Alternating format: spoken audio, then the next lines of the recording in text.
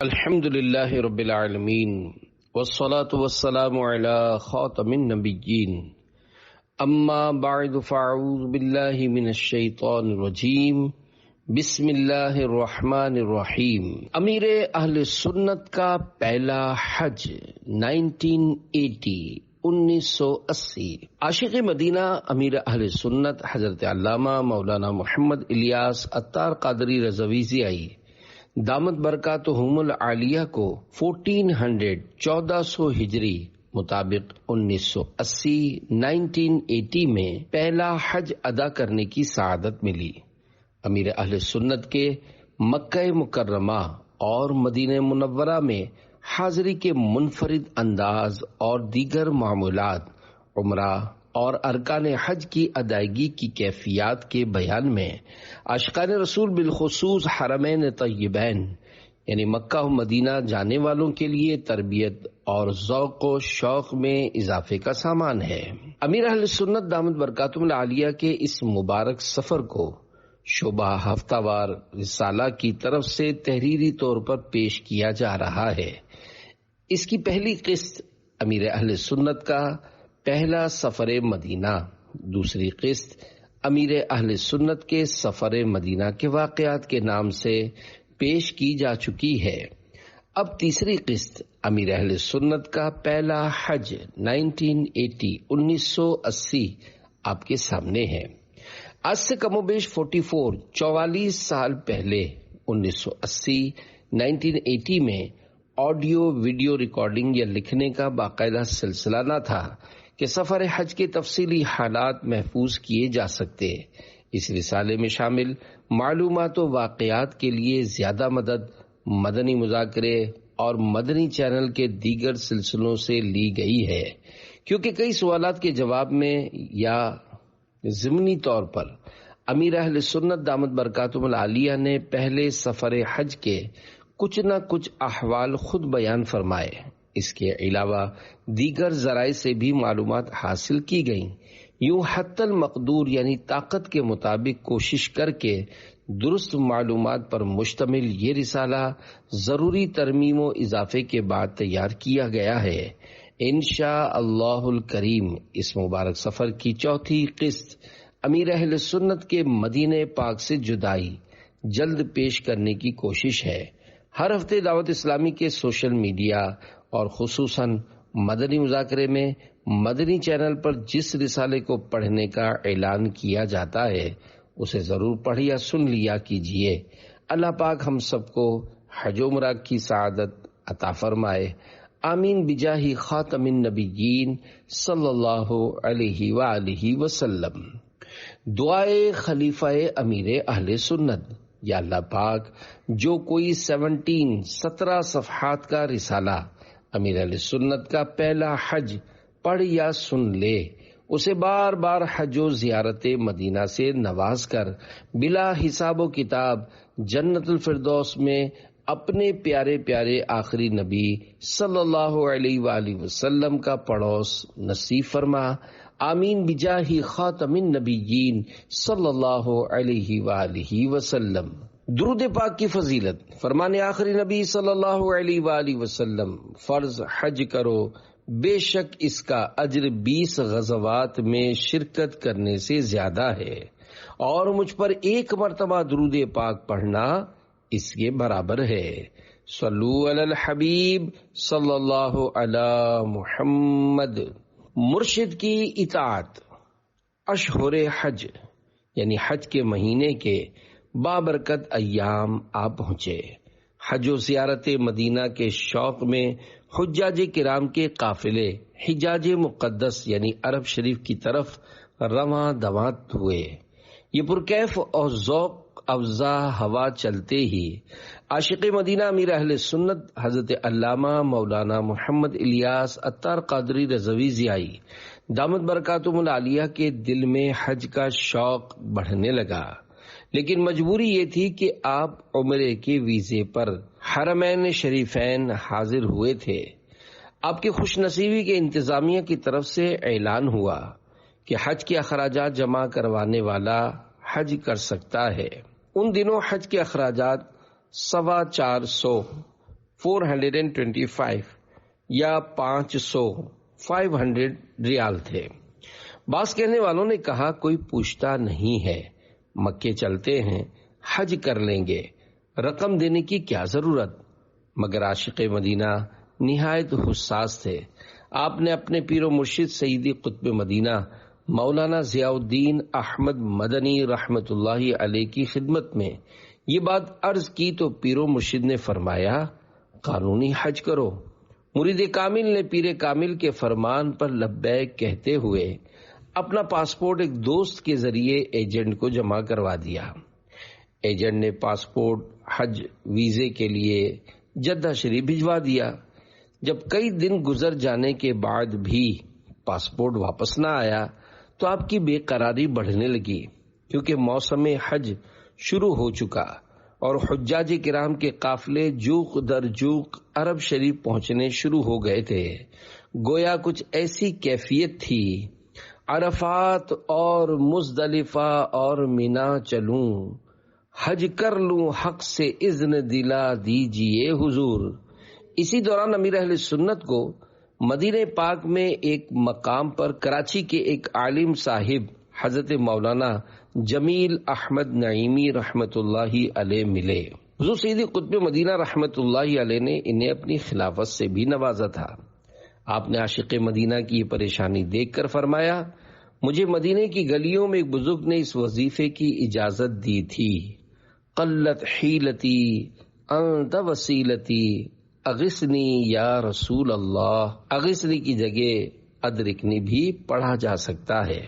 میں بھی مدینے کی گلیوں میں اس وظیفے کی آپ کو اجازت دیتا ہوں، مراد پوری ہونے کے لیے یہ وظیفہ بہت اچھا ہے۔ عاشق مدینہ نے چند ہی بار یہ وظیفہ پڑھا تھا کہ پاسپورٹ پر ویزا لگ کر آ گیا۔ الحمدللہ یوں امیر اہل سنت کے پہلے حج کے اسباب مکمل ہوئے۔ مل گئی کیسی سعادت مل گئی، مجھ کو اب حج کی اجازت مل گئی۔ صلو علی الحبیب صلی اللہ علی محمد۔ سادات کرام کے ساتھ حج کے لیے روانگی۔ مدینہ پاک میں قیام کے دوران آپ کی کئی عاشقان رسول سے ملاقات رہی اور آپ کی ملنساری اور خوش اخلاقی کی وجہ سے بعض حضرات سے دوستی بھی ہو گئی۔ اسی حلقہ احباب میں سے چند سادات کرام آپ سے بڑی محبت کرتے تھے۔ ان کا بھی عزم حج یعنی حج کا ارادہ بنا تو آپ کو اپنے ساتھ چلنے کی آفر کی۔ عاشق مدینہ نے حامی بھر لی۔ اللہ پاک کے فضل و کرم سے یوں چند افراد پر مشتمل یہ مختصر سا قافلہ احرام باندھ کر حج قران، یہ حج کی سب سے اعلیٰ قسم ہے، کی نیت کر کے مدینہ پاک سے مکہ مکرمہ کی جانب روانہ ہوا۔ اللہ پاک کی بارگاہ میں امیر اہل سنت وسائل بخشش میں عرض کرتے ہیں جس جگہ آٹھوں پہر انوار کی ہیں بارشیں، ایسی نورانی فضاؤں میں بلایا شکریہ۔ اے اللہ پاک میں حاضر ہوں۔ حج کے لیے آنے والے حجاج کرام کی کثرت کے سبب بلد الامین یعنی مکہ پاک کی رونقیں عروج پر تھیں۔ عاشق مدینہ نے طواف و سعی کی سعادت حاصل کر کے عمرہ شریف مکمل کیا۔ حج قران کرنے والے کو طواف قدوم یعنی میقات کے باہر سے آنے والا مکہ معظمہ میں حاضر ہو کر سب میں پہلے جو طواف کرے اسے طواف قدوم کہتے ہیں۔ قران کرنے والوں کے لیے یہ سنت موقدہ ہے، کرنا ہوتا ہے، طواف قدوم کرنا ہوتا ہے۔ آپ نے وہ بھی کر لیا۔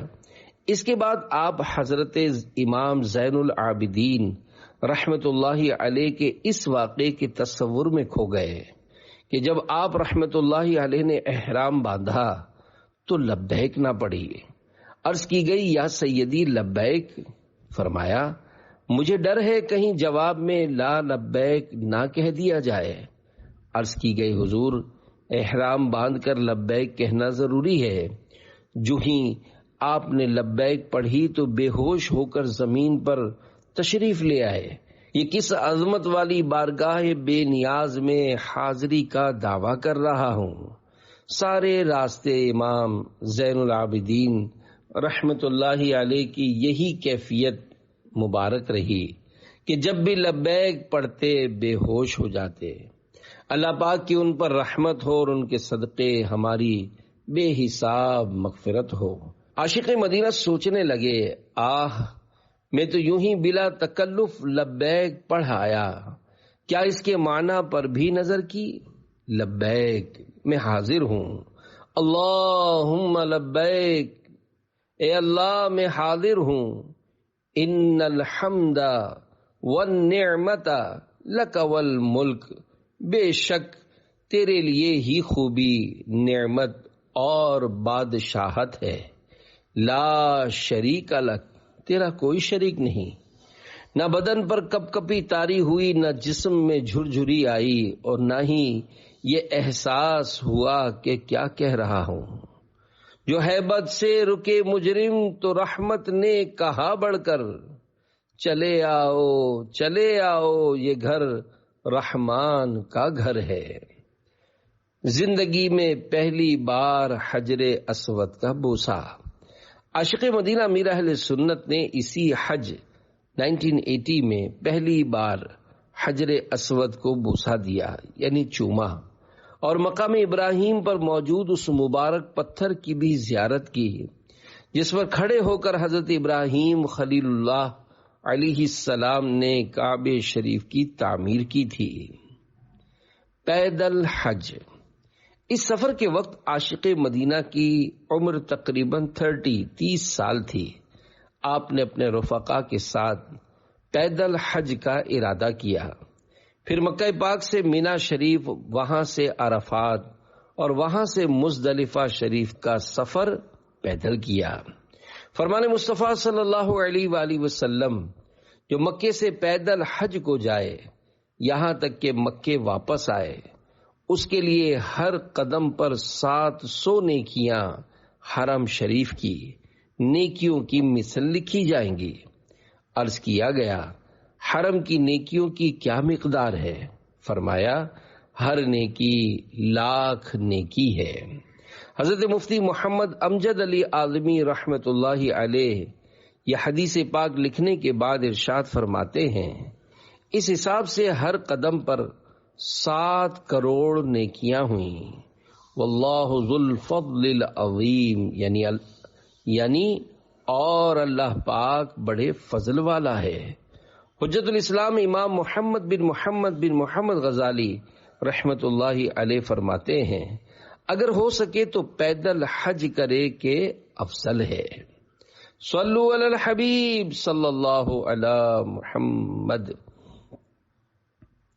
عاشق مدینہ کی رفیق سفر کتاب۔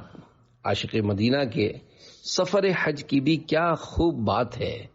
اس مبارک سفر میں جو شاندار اور عظیم کتاب رفیق سفر تھی، وہ اعلی حضرت امام احمد رضا خان رحمت اللہ علیہ کی احکام حج پر مشتمل انوار البشارت فی مسائل الحج والزیارہ۔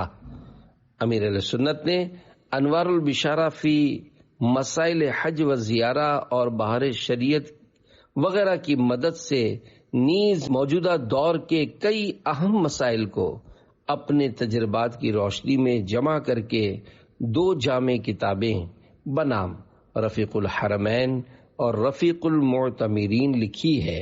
حج و عمرے کے سفر پر یہ کتاب پاس ہونا بہت ضروری ہے۔ ذہن نصیب عاشقان رسول کی 130 حکایات کتاب کا مطالعہ بھی رہے تو کیف و سرور میں اضافہ ہوتا رہے گا۔ تجربہ شرط ہے تھی۔ احکام حج پر مشتمل انوار البشارت فی مسائل الحج والزیارہ تھی۔ مدینہ منورہ کی طرف عاشق مدینہ مکہ مکرمہ میں بھی ننگے پاؤں رہے۔ مدینہ منورہ کی طرح عاشق مدینہ مکہ مکرمہ میں بھی ننگے پاؤں رہے۔ میں مکے میں پھر آ گیا یا الہی، کرم کا تیرے شکریہ یا الہی۔ چلو چلو مینا چلو۔ 8 ذوالحج شریف کا دن آیا تو حاجیوں کا ٹھاٹھے مارتا سمندر گویا چلو چلو مینا چلو کی صدائیں لگاتا سوئے مینا روانہ ہوا۔ مینا شریف میں عاشق مدینہ کے قافلے والوں نے ایک پہاڑ پر چڑھ کر خیمہ گاڑا۔ ضرورت کا سامان اناج وغیرہ بھی ساتھ تھا۔ اس حج میں امیر اہل سنت پر کئی امتحان آئے، مگر آپ رضائے مولا از ہمائے اولا، یعنی اللہ پاک کی مرضی سب سے بہتر ہے، کہ مصداق ثابت قدم رہے۔ پہلا امتحان یہ ہوا کہ پہاڑ پر چڑھنے اترنے کی وجہ سے آپ کی کمر میں جھٹکا آ گیا، جس کی وجہ سے تکلیف شروع ہو گئی۔ آپ ایک رفیق یعنی دوست کے ساتھ مستشفی ہاسپٹل تشریف لے گئے۔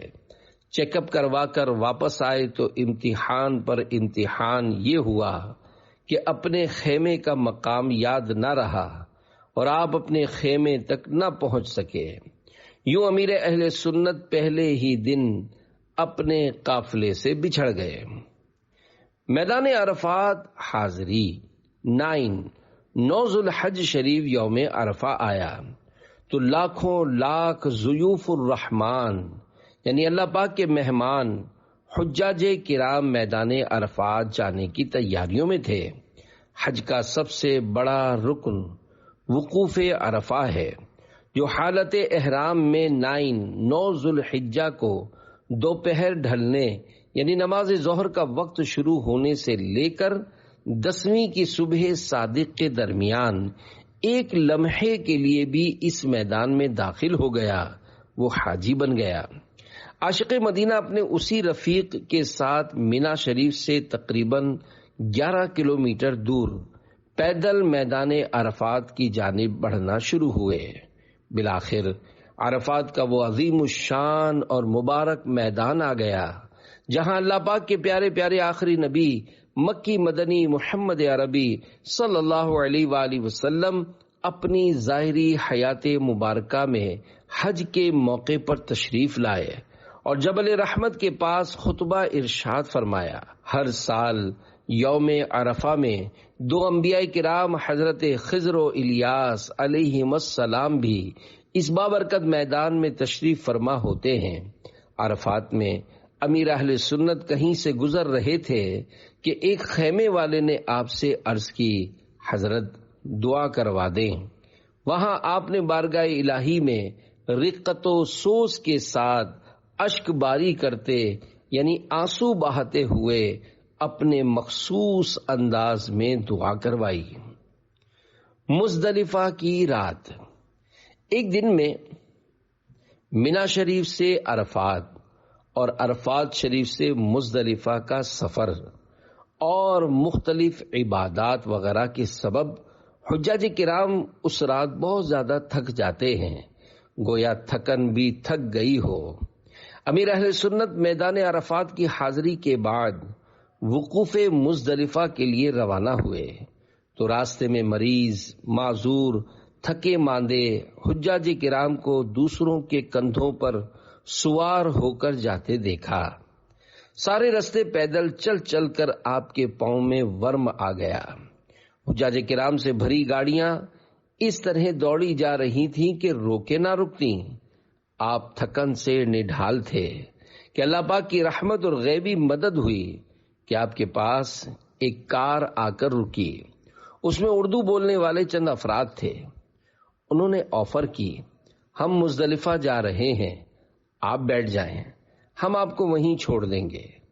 آپ نے گویا دل ہی دل میں اس نعمت الہی کا شکر ادا کیا اور گاڑی میں بیٹھ گئے۔ اللہ پاک کے ان نیک بندوں نے آپ کو مزدلفہ شریف میں پہنچا دیا۔ طواف و سعی گرچہ تم کو تھکا دیں، کیے جانا صبر اجر اس میں بڑا ہے۔ مینا اور عرفات میں بھیڑ ہوگی، کیے جانا صبر اجر اس میں بڑا ہے۔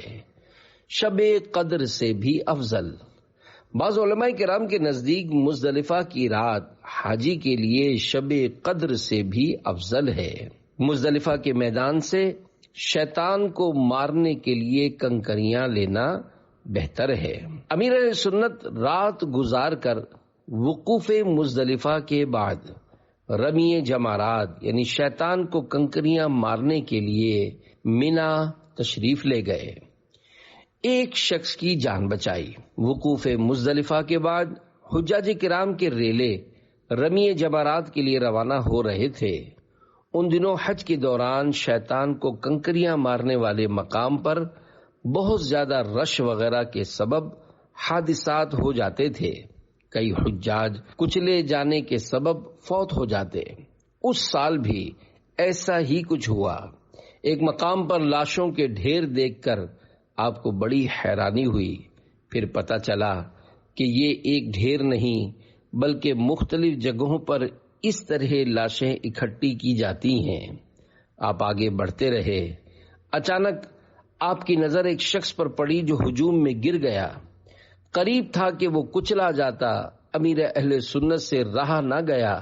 آپ نے جھک کر دونوں ہاتھوں سے اٹھا کر اسے کھڑا کر دیا۔ اگرچہ ایسے رش کے مواقع پر زمین پر جھکنے یا زمین سے چیز اٹھانے میں سخت اندیشہ ہوتا ہے کہ پیچھے آنے والا ریلا گرا دے اور پھر اوپر چڑھتا کچلتا گزر جائے، لیکن آپ سے آنکھوں کے سامنے کسی مسلمان کے گرنے دبنے کا منظر دیکھا نہ گیا۔ آپ کے دوست نے آپ سے کہا، الیاس یہ کیا کیا؟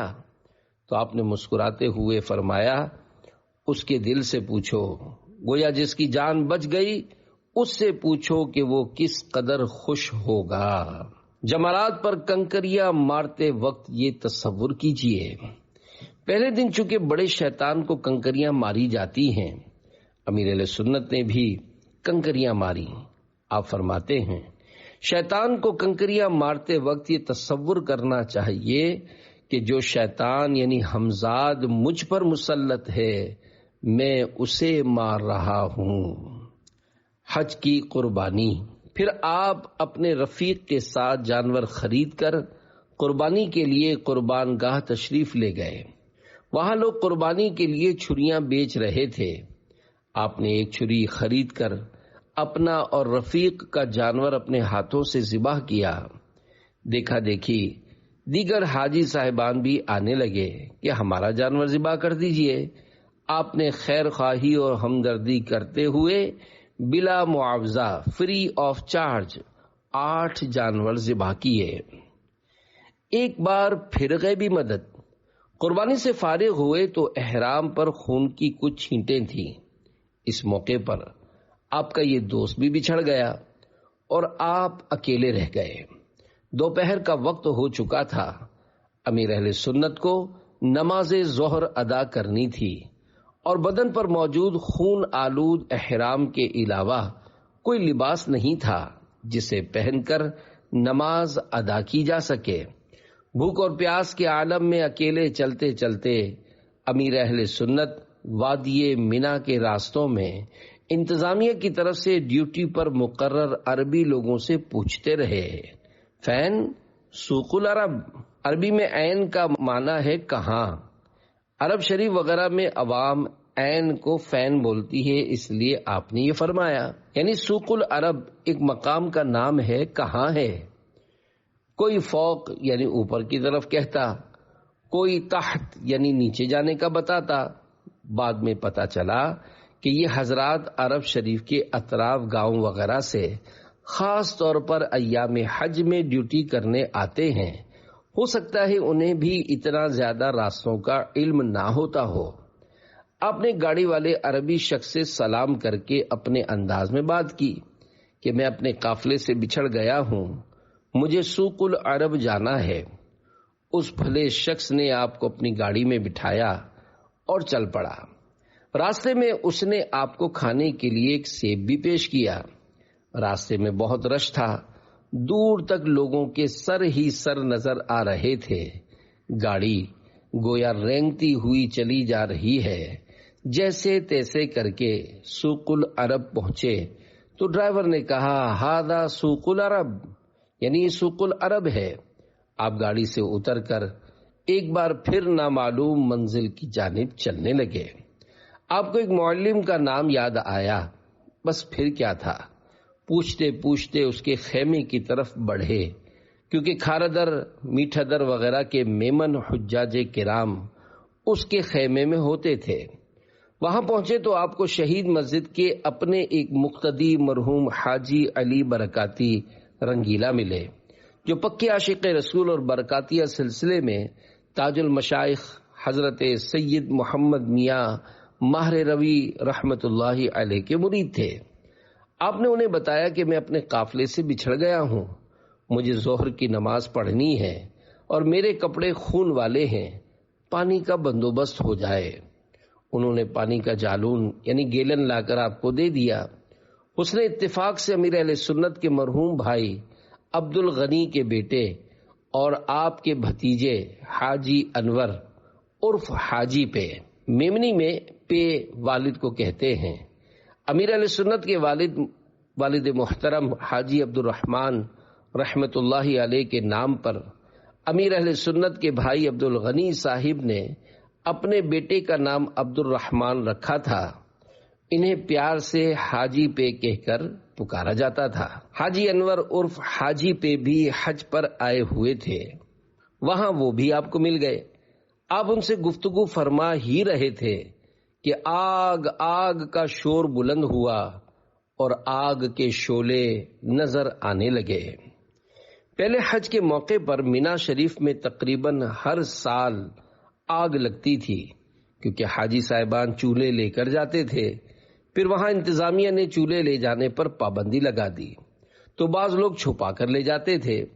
اگر پولیس والے دیکھ لیتے تو چولہا توڑ دیا کرتے تھے۔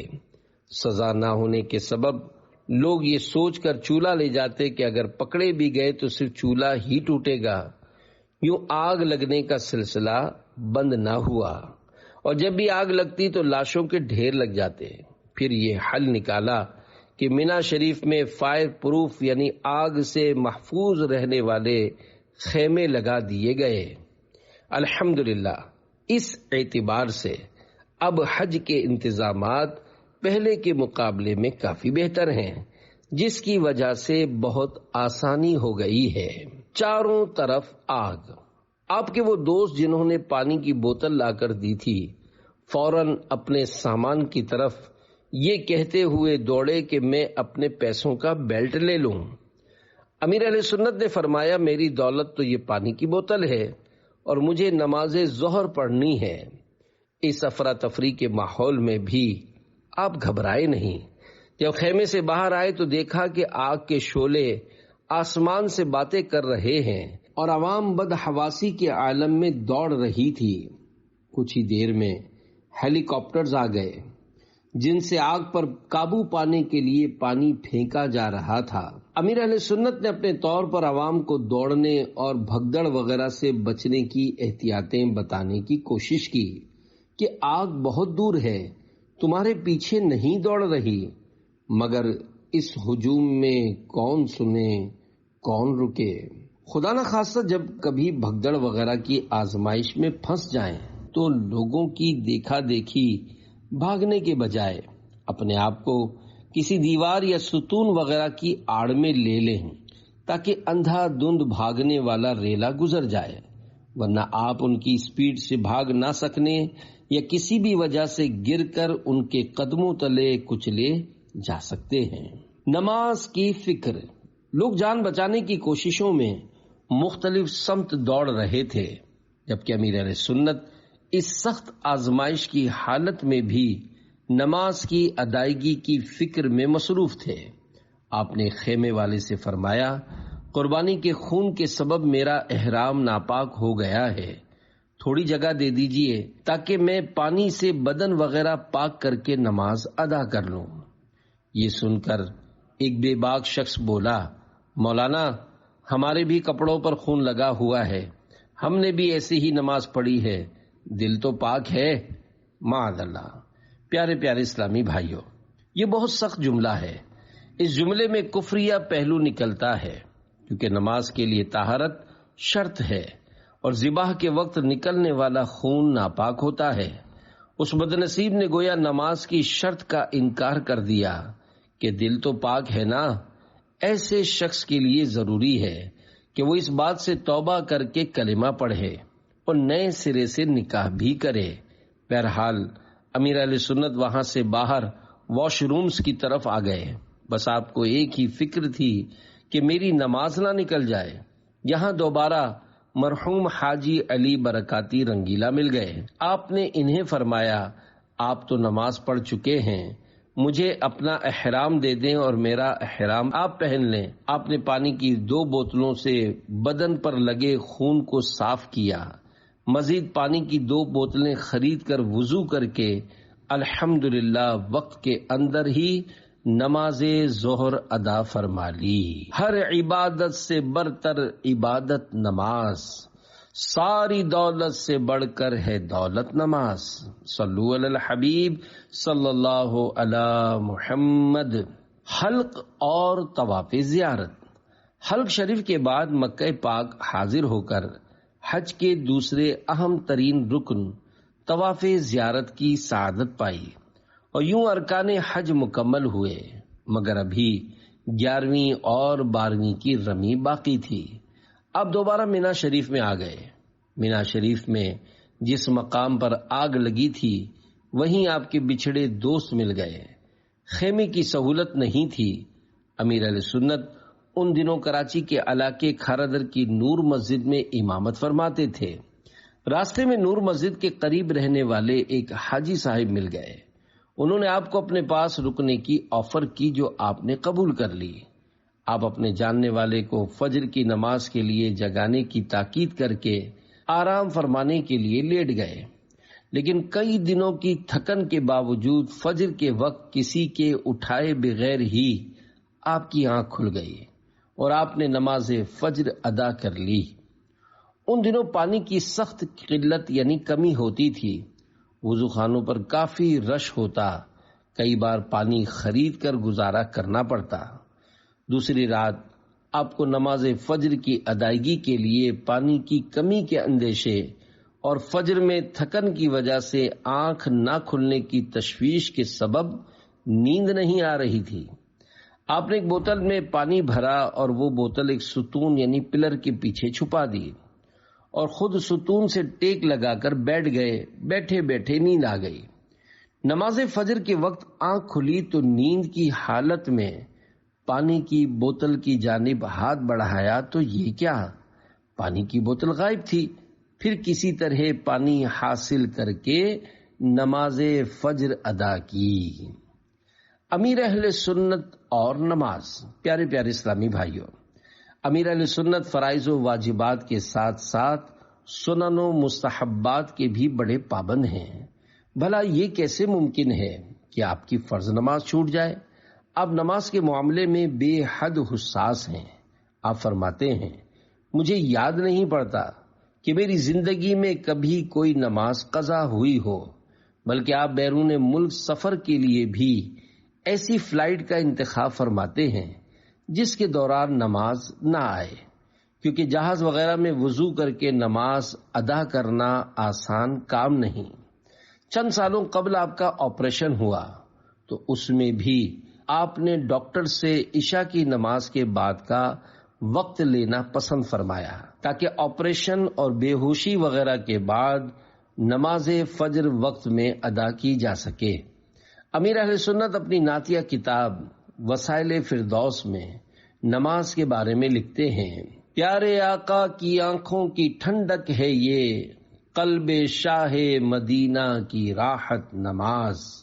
بھائیو گر خدا کی رضا چاہیے، آپ پڑھتے رہیں با جماعت نماز۔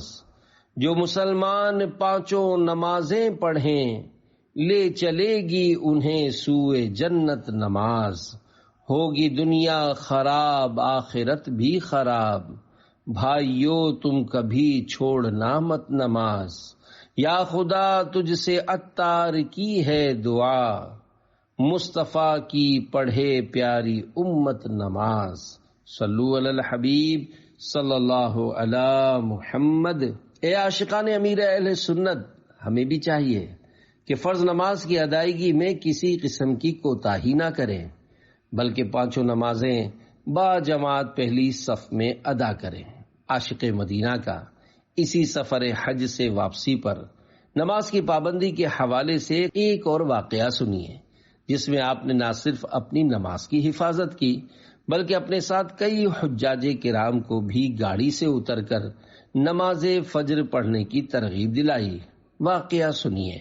اور 72 نیک اعمال کے رسالے میں نیک عمل نمبر 3، کیا آج آپ نے گھر، بازار، مارکیٹ وغیرہ جہاں بھی تھے وہاں نمازوں کے اوقات میں نماز پڑھنے سے قبل نماز کی دعوت دی؟ پر عمل کرنے کی نیت فرما لیجئے۔ مکہ پاک سے دوبارہ مدینہ شریف واپسی۔ حاجیو آؤ شہنشاہ کا روضہ دیکھو، کعبہ تو دیکھ چکے کعبے کا کعبہ دیکھو۔ سیدی اعلیٰ حضرت امام احمد رضا خان رحمت اللہ علیہ کے اس مبارک شعر کا گویا حقیقی فیضان حج کی قبولیت پانے اور کعبے کے دیدار کے لیے عاشق مدینہ مناسک حج ادا کر کے ایک بار پھر سوئے مدینہ روانہ ہوئے تو آپ کئی حجاج کرام کے ساتھ مدینہ پاک جانے والے ایک ٹرک میں سوار ہو گئے۔